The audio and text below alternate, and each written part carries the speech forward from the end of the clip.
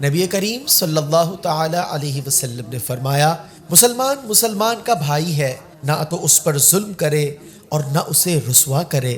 اور جو اپنے بھائی کی حاجت روائی میں رہے گا اللہ اس کی حاجت میں رہے گا،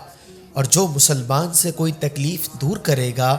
اللہ اسے قیامت کے دن کی تکالیف دور کر دے گا، اور جو مسلمان کی پردہ پوشی کرے گا قیامت کے دن اللہ اس کی پردہ پوشی کرے گا۔ ایک مسلمان دوسرے مسلمان کا بھائی ہے۔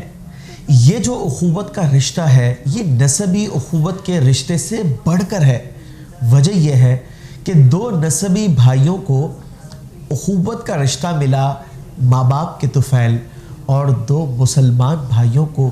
اسلامی بھائی ہونے کا جو رشتہ ملا وہ رسول اللہ صلی اللہ علیہ وسلم کے طفیل، لہٰذا یہ نسبت جو ہے اس نسبت سے بہت اعلیٰ ہے۔ اسی طریقے سے اگر کوئی بھائی اپنے کسی دینی بھائی کی حاجت روائی مشکل کشائی کے لیے کوشاں ہو جاتا ہے تو اس کے لیے بہت بڑی نوید یہ ہے کہ اللہ اس کے معاملات کو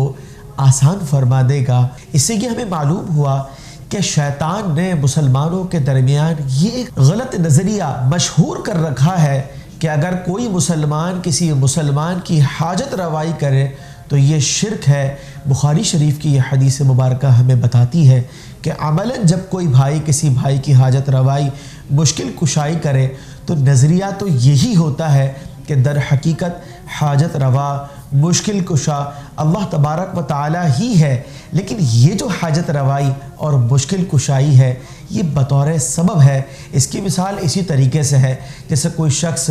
دنیا کے اندر کسی چیز کو کہتا ہے کہ یہ میری چیز ہے، در حقیقت اس کا حقیقی مالک اللہ تبارک و تعالی ہوتا ہے، لیکن نسبت مجازی کا تصور موجود ہے اور شریعت نے اسے کبھی کفر و شرک قرار نہیں دیا۔ یہ شیطان کی بدترین سازش ہے کہ احادیث کے اندر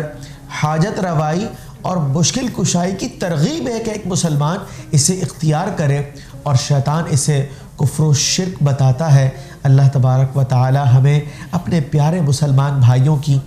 خدمت کرنے، ان کی حاجت روائی کرنے، ان کی مشکل کشائی کرنے کی توفیق بھی عطا فرمائے، اور رب کریم اس کے طفیل دنیا اور آخرت کی سلامتی ہمارا مقدر فرمائے۔